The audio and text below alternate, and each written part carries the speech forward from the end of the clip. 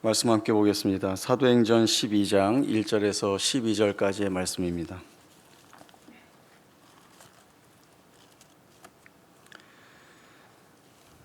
사도행전 12장 1절에서 12절까지의 말씀 봅니다. 그때 헤롯 왕이 손을 들어 교회 중에서 몇 사람을 해하려 하여 요한의 형제 야고보를 칼로 죽이니 유대인들이 이 일을 기뻐하는 것을 보고 베드로도 잡으려 할세 때는 무교절 기간이라. 잡음에 옥에 가두어 군인 내식인 네페에게 맡겨 지키고 유월절 후에 백성 앞에 끌어내고자 하더라. 이에 베드로는 옥에 갇혔고 교회는 그를 위하여 간절히 하나님께 기도하더라.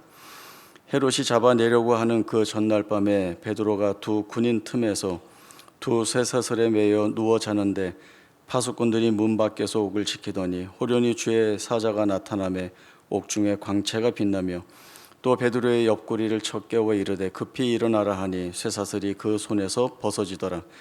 천사가 이르되 띠를 띠고 신을 신으라 하거늘 베드로가 그대로 하니 천사가 또 이르되 겉옷을 입고 따라오라 한데 베드로가 나와서 따라갈세 천사가 하는 것이 생시인 줄 알지 못하고 환상을 보는가 하니라. 이에 첫째와 둘째 파수를 지나 시내로 통한 쇠문에 이르니 문이 저절로 열리는지라. 나와서 한 거리를 지나매 천사가 곧 떠나더라. 이에 베드로가 정신이 들어 이르되 내가 이제야 참으로 주께서 그의 천사를 보내어 나를 헤롯의 손과 유대 백성의 모든 기대에서 벗어내게 하신 줄 알겠노라 하여 깨닫고 마가라 하는 요한의 어머니 마리아의 집에 가니 여러 사람이 거기에 모여 기도하고 있더라. 아멘. 오순절 성령 강림 때를 기점으로 해서 교회는 크게 부흥하게 됩니다. 많은 유대인들이 베드로의 설교를 듣고 회개하고 복음을 믿고 교회 안으로 들어오게 되었습니다. 이 일은 한 번으로 일어난 일이 아니라 계속해서 일어나는 일이었기 때문에 시간이 지나면 지날수록 교회는 계속 부흥되어 가고 또 말씀에서도 교회가 힘을 얻고 흥왕하여진다라고 하는 말씀이 반복되어 나오고 있습니다.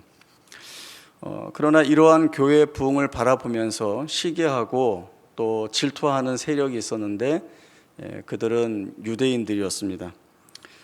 그들은 유대교를 버리고 기독교로 넘어가는 사람들을 향하여서 비난을 가하고 또 교회가 지금 힘을 가지고 부흥하는 때이기 때문에 어떻게 할 수 없지만 기회만 되면 이 교회를 무너뜨리겠다라고 하는 마음을 가지고 있었습니다. 그리고 생각보다 기회는 일찍 찾아왔습니다. 스데반의 순교 이후에 교회가 핍박을 당하게 되는데 이 유대인들은 스데반의 설교에 신성 모독이라는 시비를 걸고 그를 죽이게 됩니다.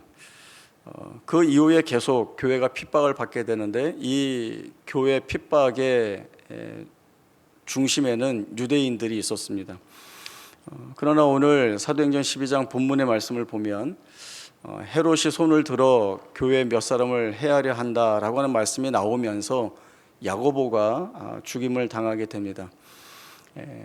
같은 교회가 핍박을 받는 모습이지만 앞에는 유대인이 가했던 핍박인 것에 비해 야고보의 죽음은 중앙 권력이 교회를 핍박하기 시작했다라고 하는 내용이기 때문에 유대인들이 핍박하는 것과는 사뭇 다른 분위기를 그 안에서 엿볼 수 있습니다. 야고보가 순교를 당하고 이제 또 베드로가 잡혀 옥에 갇힌 이 사건을 통하여서 이제 교회에 대한 핍박이 전방위적으로 그리고 본격적으로 시작되었다라고 하는 그러한 내용들이 됩니다. 그러면 그동안 지켜보기만 하던 중앙 권력이 왜 이제서야 교회를 핍박하려고 하는가라고 하면 그 배경에 대한 이해를 좀 가져야 합니다. 성경에는 헤롯이 몇 사람 나오는데 오늘 야고보를 죽인 헤롯은 헤롯 아그리파 1세입니다. 예수님이 탄생할 당시에 2살 이하의 어린아이들을 죽여라 명령한 사람이 헤롯 대왕인데 그 헤롯 대왕의 손자가 바로 이 헤롯 아그리파 1세입니다. 이 헤롯 가문은 유대인이 아니라 에돔 왕족입니다. 이들은 처음에 이스라엘의 지배를 받다가 로마가 이스라엘을 정복할 때에 그 로마 편을 들고 로마의 권력을 얻고 이스라엘의 분봉왕으로 오게 됩니다. 이 분봉왕이라는 것은 로마의 통치 지역을 대신 맡아서 다스리는 사람을 뜻합니다. 분봉왕으로 세워졌기 때문에 이들이 할 수 있는 것은 되도록이면 유대 사회를 큰 사고 없이 잘 통치해 나가고, 또 유대인들로부터 세금을 거두어서 로마에 잘 보내면 자신들의 권력을 계속 이어갈 수 있기 때문에 되도록이면 유대인들의 심기를 건드리지 않고 이들이 어떤 반란을 일으키는 것을 미리 차단하는데 굉장히 골몰하고 있습니다. 그러나 이들이 에돔 족속이라고 하는 것 때문에 사실 유대인들로부터는 이렇게 달가운 그 친분을 느끼지 못하는 그런 자리에 있었습니다. 헤롯은 순전히 자기의 권력을 지키기 위해서 교회에 핍박을 가했습니다. 앞서 말씀드린 대로 어떤 한 사람이 일어나서 민심을 소동케 하는 일이 발생되면 안 되기 때문에 어떤 사람이 일어나는가, 또 어떤 세력이 힘을 모으고 있는가 늘 바라보는 중에 그는 교회를 보게 되었습니다. 그리고 이제 더 이상 안 되겠다 싶어서 교회를 핍박하게 되는데, 야고보를 죽였는데 유대인들이 너무 좋아하는 겁니다. 평소에 자신을 그렇게 달가워하지 않고 반대하는 유대인들이었기 때문에 이들의 환심을 사서 이 안정적인 통치의 상황을 유지해야겠다라고 하는 생각에 베드로까지 잡아서 옥에 가두게 된 것입니다. 야고보가 죽고 베드로가 옥에 갇히자 교회는 대단히 혼란스러웠고 불안해졌습니다. 누가는 이 모든 상황을 기록하는데 특이한 점이 있습니다. 이 모든 상황이 수동적으로 기록이 되고 있다라고 하는 것입니다. 야고보가 칼로 죽임을 당합니다. 베드로가 잡혀갑니다. 그리고 베드로가 군인들에게 맡겨지고 군인들에 의해서 지켜지게 됩니다. 주의 사자가 쳐서 베드로를 일어나게 하고 또 천사가 따라오라고 하니까 이 베드로가 따라가게 됩니다. 다 수동적인 문법의 표현들을 쓰고 있습니다. 베드로가 능동적으로 한 것은 죽기 전날 쇠사슬에 매여서 군인 사이에서 잠을 잔 것밖에는 능동적으로 한 것이 아무것도 없습니다. 누가가 이렇게 기록하는 데에는 의미를 담고 있습니다. 그것이 무엇인가 하면 지금 이런 상황에서 교회와 성도들이 할 수 있는 것이 아무것도 없더라라고 하는 것입니다. 그러나 우리가 그 말을 받기에는 이상하죠. 어떻게 교회와 성도들이 할 수 있는 것이 아무것도 없는가? 그러나 누가가 그 교회와 성도들이 유일하게 할 수 있는 것 하나를 말씀하고 있습니다. 그것은 바로 기도하고 있다라고 하는 것입니다. 누가는 교회는 그를 위하여 간절히 하나님께 기도하더라, 이렇게 분명하게 기록을 하고 있습니다. 기도에 관한 누가의 의도는 누가복음 22장에도 나와 있습니다. 예수님께서 겟세마네 동산에서 기도하시는 거죠. 그 기도하실 때 어떻게 기도를 하셨는가 하면 예수께서 힘쓰고 애써 더욱 간절히 기도하니, 이렇게 누가가 기록을 하고 있습니다. 이 예수님의 겟세마네 동산에서의 간절히 기도하는 것과 또 지금 베드로의 옥에 갇힌 것을 보고 교회와 성도들이 간절히 하나님께 기도하더라라고 하는 이 단어가 같습니다. 간절히라고 하는 말은 다른 의미도 이 안에 있습니다. 끊임없이, 그리고 힘을 내어 열렬히라고 하는 의미가 있습니다. 결국 간절히 기도했다라고 하는 것은 자기들이 어떻게 할 수 없는 상황에서 하나님께 이 문제를 간절히 끊임없이 그리고 힘을 다하여 맡기고 있다. 그것이 교회와 성도들이 하고 있는 기도의 참된 모습입니다. 이렇게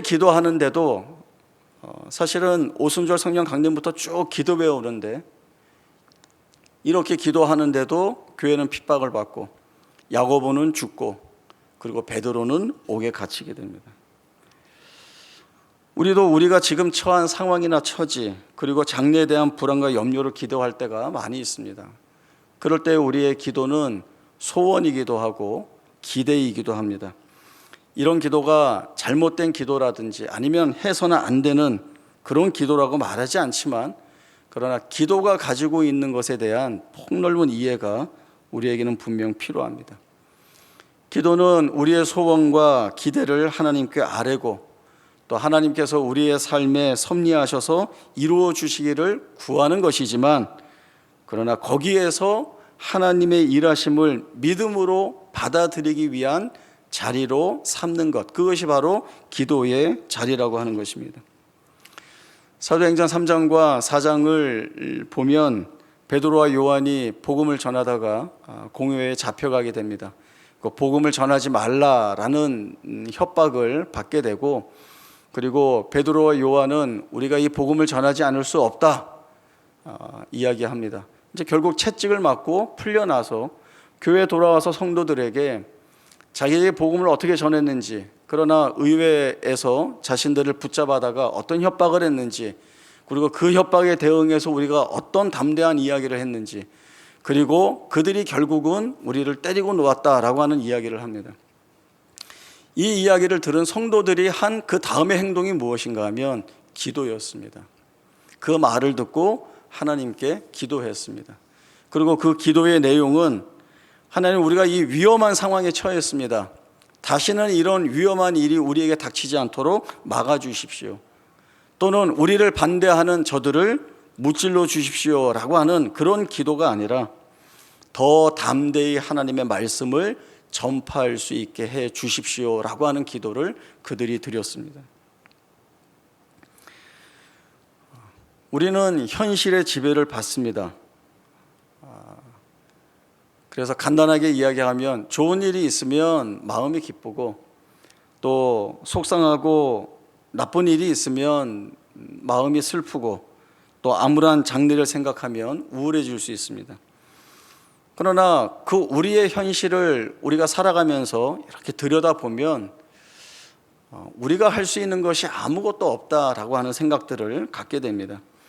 그러나 이 말을 오해하면 운명이나 숙명이나 필연이라고 얘기하면서 오히려 아무것도 하지 않고 그냥 어떤 힘에 이끌려서 되는 대로 살자, 이런 이야기를 하는 것은 절대 아닙니다. 이 이야기를 하나 하면 조금 이해가 쉬울 것 같습니다. 테니스 시합을 하면 한 선수가 서브를 놓고 그다음에 그 맞은편 상대가 이제 스트로크를 하게 됩니다. 이제 서로 뭐 포핸드, 백핸드 하면서 이 공이 왔다 갔다 하는데 이제 이걸 랠리라고 합니다. 이게 랠리를 계속 하다가 어떤 경우가 생기는가 하면 상대방이 친 공이 네트에 맞고 그 상대방이 내가 받을 수 없는 그런 공이 나와서 실점을 하게 되죠. 네트에 맞고 툭 떨어지면 받을 수가 없거든요. 그러면 제가 실점을 하게 됩니다. 그러면 그 상황에서 무엇이 나오는가 하면 그 네트에 공을 맞게 친 선수가 미안하다고 손짓을 하고요. 그리고 상대방 선수도 오케이라고 하는 이렇게 제스처가 서로 이렇게 맞게 됩니다. 이게 무슨 뜻인가 하면 나 그렇게 치려고 한 거 아니야 라고 얘기하는 거고, 또 실점을 한 선수는 너가 그렇게 치려고 하지 않았다는 것을 내가 알아 라고 하는 것이 이렇게 미안하다, 됐다, 이런 식으로 서로 소통을 합니다. 선수들은 네트에 맞아서 떨어진 공 때문에 내가 실점을 했고 그것으로 내가 졌다, 이것이 내 운명이다, 그렇게 생각하지 않습니다. 오히려 좋은 선수들을 보면 그런 실점의 자리, 내가 어떻게 할 수 없는 실점의 자리에서 그 다음에 오히려 더 시합에 집중하고 또 열심히 하려는 모습들을 보이는 때가 많이 있습니다. 어느 선수도 아까 그것 때문에 졌어, 재수가 없었어, 너는 운 좋은 줄 알아, 이렇게 하지 않습니다. 모든 것들을 있는 그대로의 내용으로 받아들이고 그리고 거기에서 자기가 할 수 있는 일에 최선을 다합니다. 제가 우리의 현실을 돌아보면 우리가 할 수 있는 것이 아무것도 없더라라고 하는 이야기를 했는데, 그것은 무엇인가 하면 우리가 살아가면서 수없이 많은 일들을 경험하게 됩니다. 말씀드린 대로 좋은 일도 있고 슬픈 일도 있고 나쁜 일도 있습니다. 그리고 죽을 것 같은 일들을 겪으면서 도대체 왜 나한테 이런 일들이 일어나는가라고 하는 자주 섞인 불만들도 많이 있습니다. 그런 일들이 왜 내 삶에 일어나는지도 그 이유도 모릅니다. 그러나 그런 일들을 겪고 지나가면서 우리는 깨닫게 되는 것이 있고 보게 되는 것이 있고 배워가는 것들이 있게 됩니다. 그런 것들이 어우러져서 어떠한 고백을 만들어내는가 하면,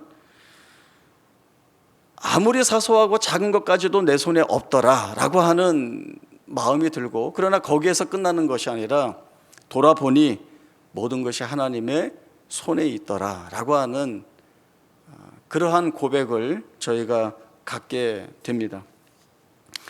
우리가 하나님의 손에 있더라라고 하는 이 고백은 우리의 삶을 이끌어 가시는 하나님께 전적으로 맡겨드리겠다는 고백이고, 또 하나님께서 행하시는 모든 일들이 우리에게는 선한 조건과 내용과 결과로 다가온다는 것을 믿는다는 것입니다. 야곱이 형 에서를 속이고 형이 이제 자기를 죽이려고 하니까 삼촌이 있는 하란으로 도망가게 됩니다. 베델이라고 하는 곳에서 잠을 자다가 꿈을 꾸게 되죠.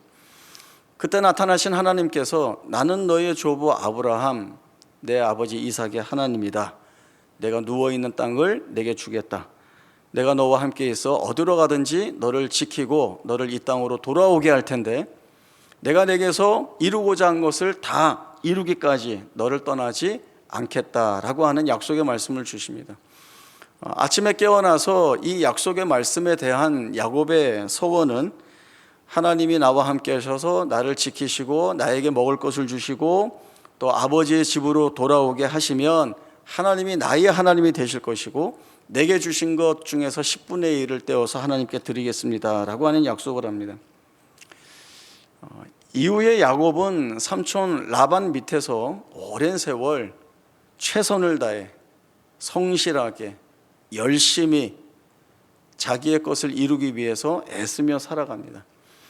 그러나 우리가 말씀을 통하여 볼 때 야곱이 이루어가는 모든 것들에는 자기가 이루어내는 것이 주요 내용이 아니라 하나님께서 그의 삶에 개입하셔서 하나님의 적극적인 일하심으로 그의 삶을 깎아낼 것 깎아내시고 또 다듬어낼 것 다듬어내시면서 그를 진정한 하나님의 백성으로 만들어가는 일에 하나님이 열심을 다하십니다.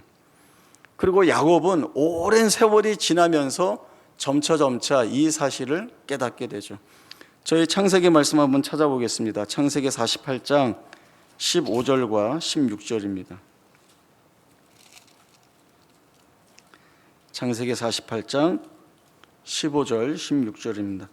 그가 요셉을 위하여 축복하여 이르되 내 조부 아브라함과 아버지 이삭이 섬기던 하나님, 나의 출생으로부터 지금까지 나를 기르신 하나님, 나를 모든 환난에서 건지신 여호와의 사자께서 이 아이들에게 복을 주시오며 이들로 내 이름과 내 조상 아브라함과 이삭의 이름으로 칭하게 하시오며 이들이 세상에서 번식되게 하시기를 원하나이다.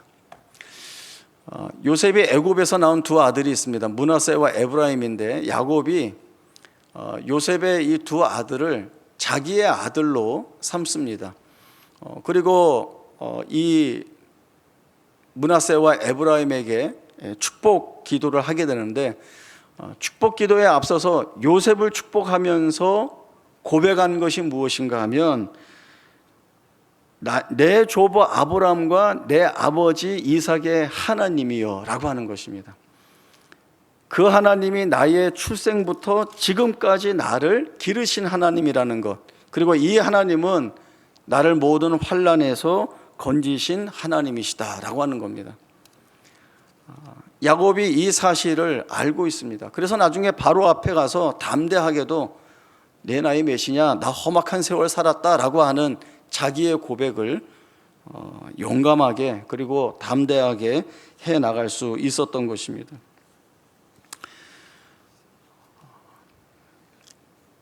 하나님 믿으면 또 우리가 기도하면 아무런 고난도 시련도 당하지 않는다. 그런 거 없습니다.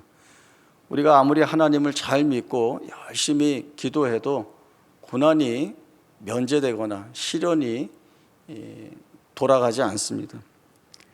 늘 우리는 고난에 처하고 위급한 일들을 많이 겪습니다. 그러나 사실 이런 일들은 이미 성경에 많이 나오고 있습니다. 요셉이 겪었던 고난도 있고, 다니엘도 그렇고, 에스겔도 그렇고, 예레미야도 그렇고, 모든 선지자들 그리고 주의 제자들이 이 고난과 환난과 핍박을 받습니다. 그들이 기도를 안 했을까요? 그들이 하나님께 매달리지 않았을까요?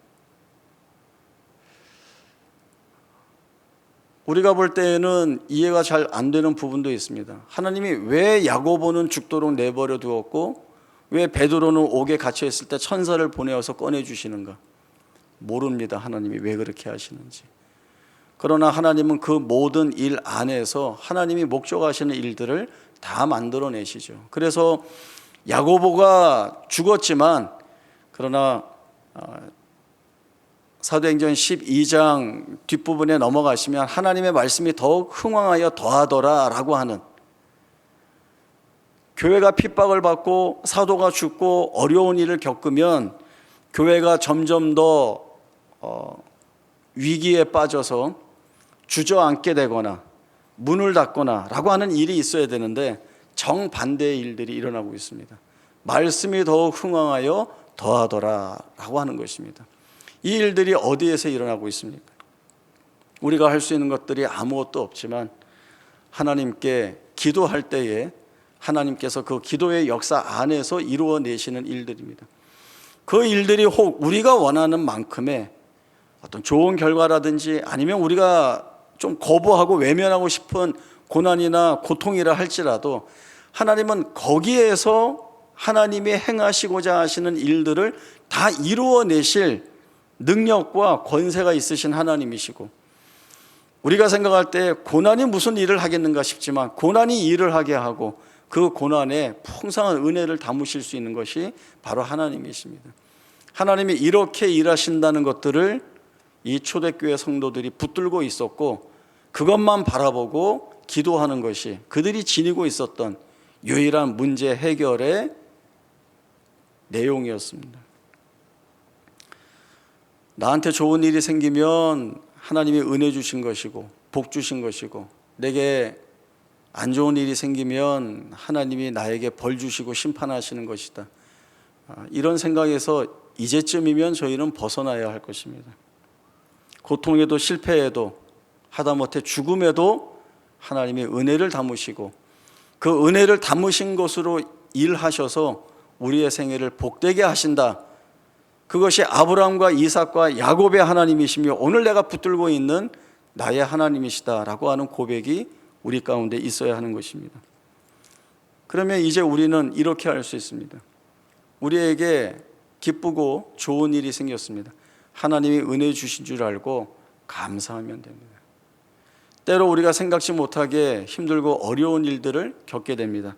그러면 그 고난과 어려움 속에서 하나님이 나만에게 주실 은혜, 또 하나님이 일하시면서 내게 보여주실 증거들을 기대하면서 기도의 자리를 지키는 것이 우리가 신앙생활 하면서 우리의 삶을 살아가면서 해야 할 모습들인 것입니다. 나의 출생으로부터 지금까지 나를 기르신 하나님, 나를 모든 환난에서 건지신 하나님이라고 하는 이 야곱의 고백, 그리고 초대교회의 모든 성도들이 수없이 많은 핍박과 시련 가운데에서도 기도를 놓치지 않고 기도의 자리를 지켰던 그 모습이 오늘 우리가 고백하는 믿음의 고백이 되어야 하고 오늘 우리가 지켜야 하는 기도의 자리가 되어야 합니다. 이 자리에 함께 세워져 가는 우리 모두가 될 수 있기를 바랍니다. 기도하겠습니다. 하나님 아버지, 은혜를 감사합니다. 우리의 눈에 우리의 삶이 비참하게 보이고 때로는 낙심되고 절망적으로 보인다 하여도 하나님이 이 자리에 찾아오셔서 일하시면 바로 여기가 우리가 은혜를 받는 자리이고 하나님의 일하심을 목도할 수 있는 현장이 되는 것을 믿습니다. 초대교회 성도들이 아무리 큰 핍박이 다가온다 할지라도 주 앞에 기도하는 것을 멈추지 아니하였고 그 기도를 통하여 하나님이 이루실 일들을 소망하였기에 자기들의 자리를 지켜낼 수 있었습니다. 혼탁하고 어지러운 세상 속에서 살아가는 우리 모두가 초대교회 성도들의 그 귀한 신앙의 모습들을 따라갈 수 있도록 인도하여 주시고 또 그들이 지녔던 기도의 자리를 지키는 그 신앙의 모범을 오늘 우리에게도 보여주시고 가르쳐 주셔서 오늘 우리의 삶에서 우리가 겪는 일들이 어떠하더라도 우리가 믿음을 가지고 기도의 자리를 지켜 하나님의 일하심에 대한 증인이 되며 증거가 되어 하나님께 감사하며 찬송으로 영광 돌리며 살아가는 우리 모두가 되게 하여 주옵소서. 거룩하신 예수님의 이름으로 기도하옵나이다. 아멘.